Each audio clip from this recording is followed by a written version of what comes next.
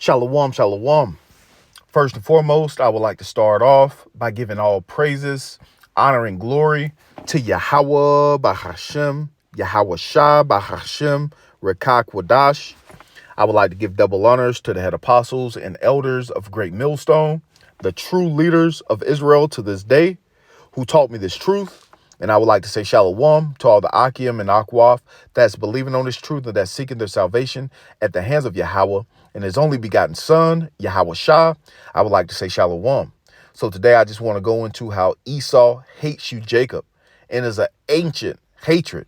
Okay, and it all boils down to the birthright and the blessing that our forefather Jacob received. Okay, and we understand that the average Edomite that's walking around the landscape of America, Babylon the Great, okay, they don't understand why they have such a hatred or a disdain for you tribes, okay, you so-called Negroes, Latinos, and Native Americans, but through the spirit and power of Yahawah Shem Yahawashi, we understand that this hatred, that this disdain that these damn red devils have for Jake goes back to the womb, okay, as we're going to get in the book of Genesis 25 and 22. But before we get that, let's start off with this short video clip. Once again, we understand these bloodthirsty devils over here in America don't understand why they have this deep hatred, okay, but the elites know.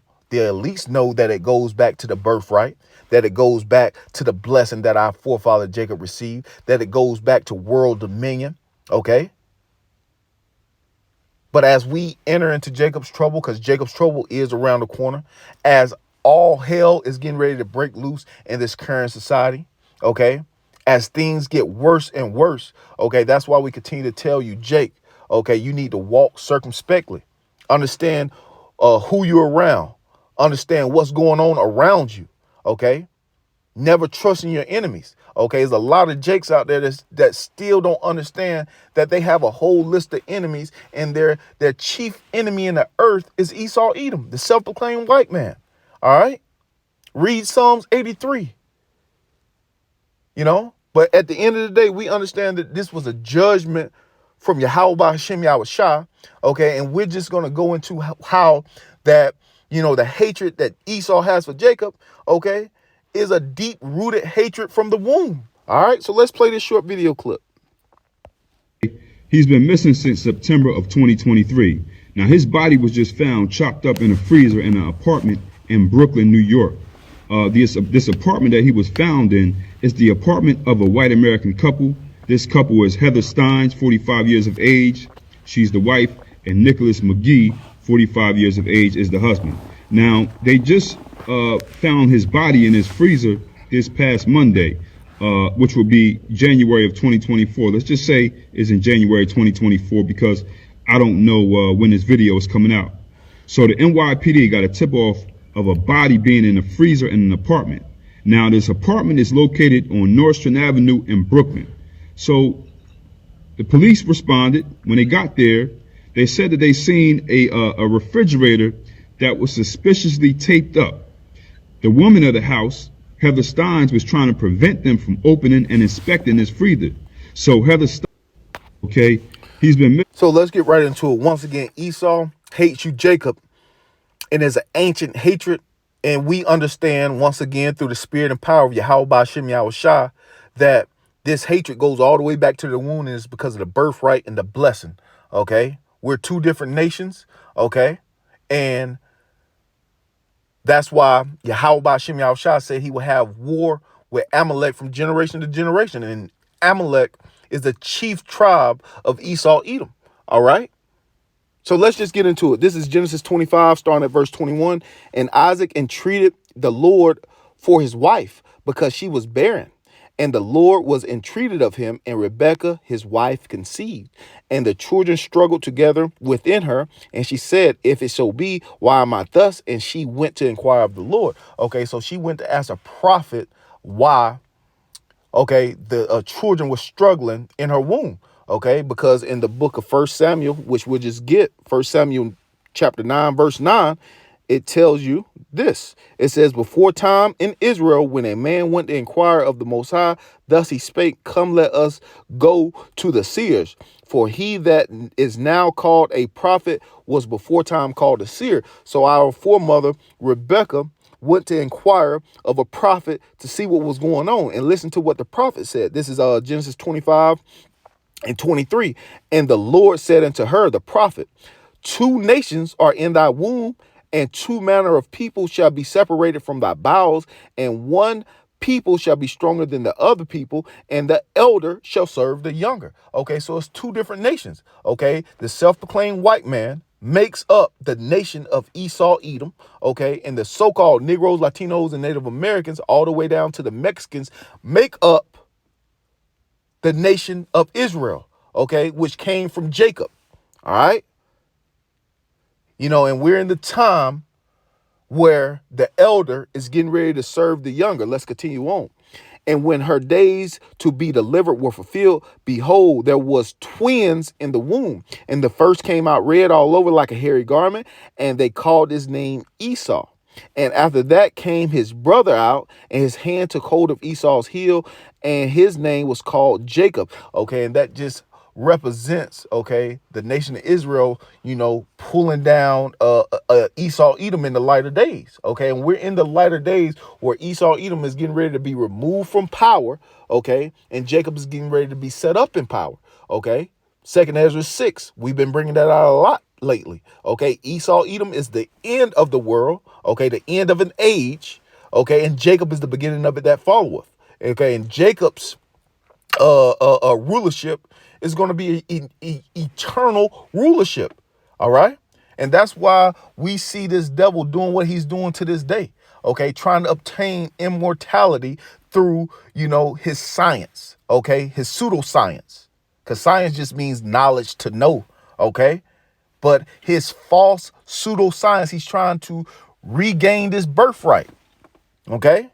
And once again, that's the elite of Esau, Edom. That's not your Joe Six-Pack walking around Babylon being prepped for destruction. All right? Because those two Edomites that we just seen pulled up on the screen, they're going to be destroyed over here in America, Babylon the Great. And when they're reborn back into the kingdom, they're going to lift up their eyes, and they're going to be in servitude. Okay? They're going to be slaves. And that's a thing that Jake really don't want to wrap their mind around. Okay? They still got their head up Esau's ass. All right. But let's get back to the script. All right. Genesis 25:26. And after that came his brother out, and his hand took hold of Esau's heel, and his name was called Jacob. And Isaac was 80 old when she buried them. And the boys grew, and Esau was a cunning hunter, a man of the field, and Jacob was a plain man dwelling in tents. And Isaac loved Esau because he did eat of his venison, but Rebekah loved Jacob. And Jacob sod porridge, and Esau came from the field, and he was faint. And Esau said unto Jacob, feed me, I pray thee, with that same red porridge, for I am faint. Therefore his name was called Edom, okay, which Edom means red. And Jacob said, sell me this day thy birthright. And Esau said, behold, I am at the point to die, and what profit shall this birthright do to me? Okay, so Esau didn't have a respect for the birthright. That's why it tells you in the book of Hebrews, let's just go there. The book of Hebrews, chapter 12 and verse 16. Okay.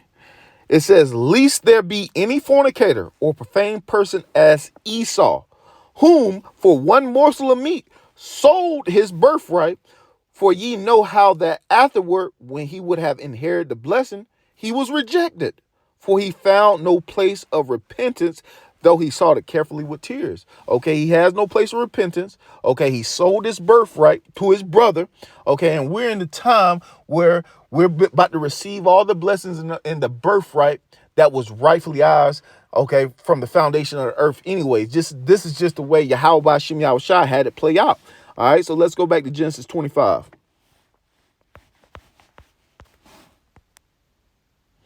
All right. And Jacob said, sell me this day thy birthright. And Esau said, behold, I am at the point to die. And what profit shall this birthright do to me? And Jacob said, swear me this day. And he swore unto him, and he sold the birthright to Jacob. And Jacob gave Esau bread and porridge of lentils, and he did eat and drink and rose up and went his way. Thus Esau despised his birthright. Okay, and that was him selling that birthright. Now let's get how Jacob finessed, okay, how Jacob finessed Esau out of the blessing. All right. And at the end of the day, this is what it all boils down to. This is why this devil got such a disdain and hatred for Jacob.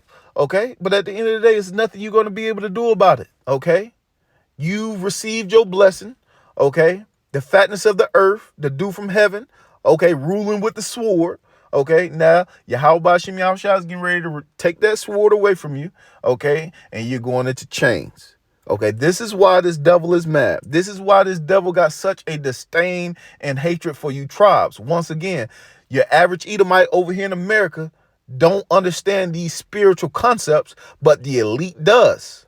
Okay, so let's get we'll start at the top. Genesis 27 and 1. It says, and it came to pass that when Isaac was old and his eyes were dim, so that he could not see, he called Esau his eldest son and said unto him, my son.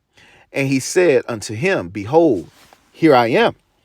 And he said, behold, now I am old, and I know not the day of my death. Now therefore take, I pray thee, thy weapon and thy quiver and thy bow, and go out to the field and take me some venison, and make me savory meat such as I love, and bring it to me, that I may eat, that my soul may bless thee before I die. And Rebekah heard when Isaac spake unto Esau his son, and Esau went to the field to hunt for venison and to bring it.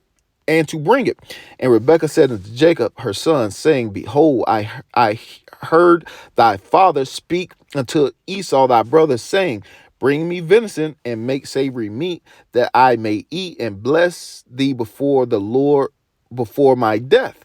Okay, so Rebecca's hearing everything that Isaac and Esau are speaking about. Okay, and she's getting ready to make a play on the behalf of Jacob. Okay, it says, now therefore, my son, obey my voice according to that which I command thee. And at the end of the day, we're gonna get straight to the point. But Rebecca created a play, put together a play for Jacob to get blessed. Let's jump down to verse 28.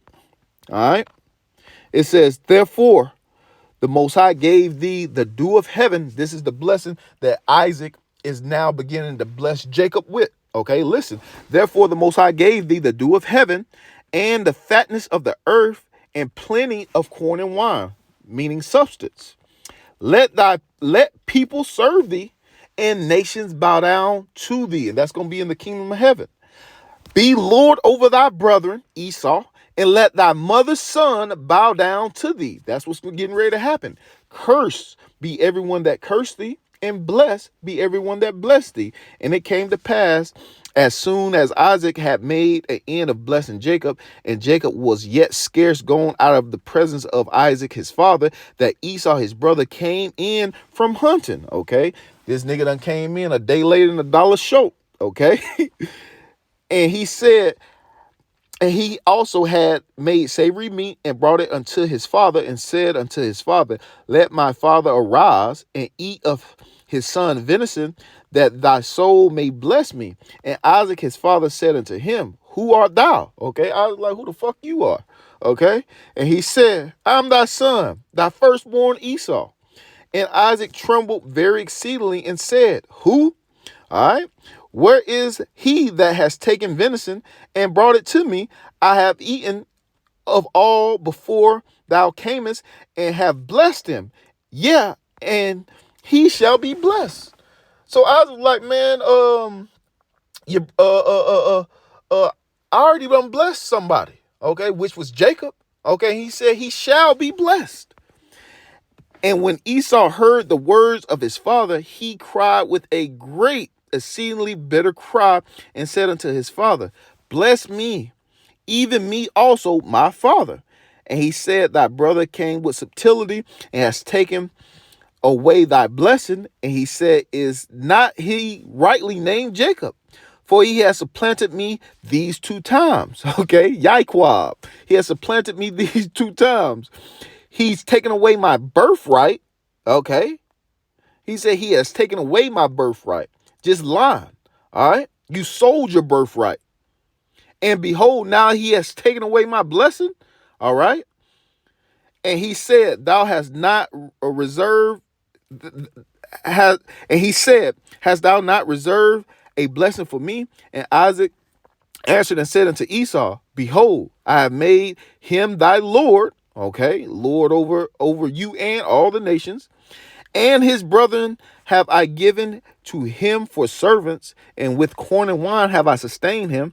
And what shall I do unto thee, my son? So Isaac, like, shit, I done gave him, everything. What you want me to do for you?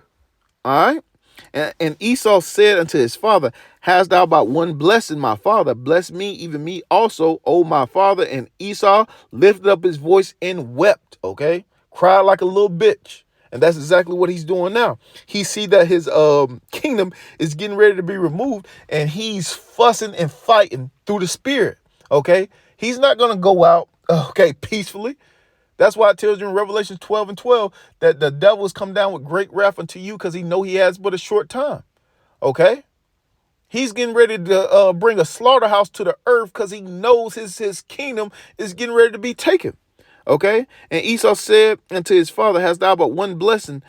My father, bless me, even me also, O my father. And Esau lifted up his voice and wept. And Isaac, his father, answered and said unto him, behold, thy dwelling shall be the fatness of the earth and of the dew of heaven from above, and by thy sword thou shalt live.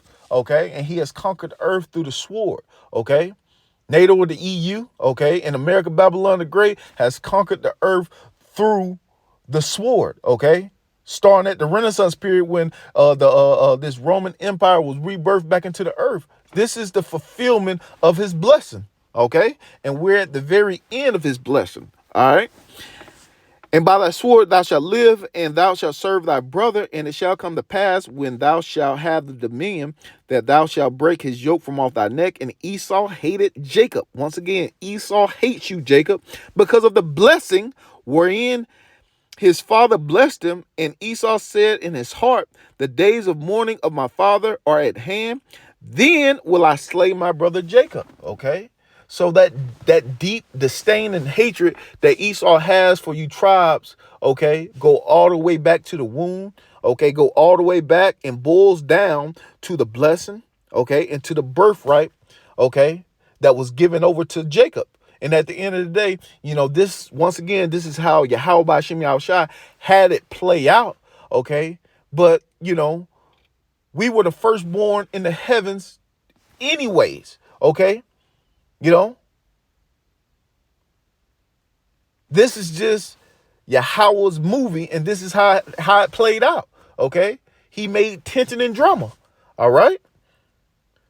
So at the end of the day, this is an ancient hatred. Okay. And the elites know it. And that's why it tells you, let's go here. Okay. Let's go to Exodus 17. Okay. And 16. It says, for he said, because the Lord has sworn that the Lord will have war with Amalek from generation to generation. Okay, so it will always be tension between Esau, Edom, which Amalek is the chief tribe of Esau. Okay, it will always be tension. It will always be war with us. Okay, see, Esau and Jacob would never be able to coexist. And that's why in the kingdom of heaven, Esau is going to be at the very bottom. And then after 1,000 years, he's going to be rounded up and destroyed. Okay. Because of his wickedness. All right. All the bloodshed. Matter of fact, let's get one more. All the bloodshed that Esau, Edom has committed over here in America, Babylon the Great. All that's going to be paid back. Then he's going to be removed out of the earth. Okay. This is an ancient hatred. Okay, that these devils have. This is Ezekiel chapter 35, and we'll end right here in 5, because thou hast had a perpetual hatred and has shed the innocent blood of the children of Israel by the force of the sword in the time of their calamity, in the time that their iniquity had an end. Therefore, as I live, saith the Lord power, I will prepare thee unto blood, and blood shall pursue thee.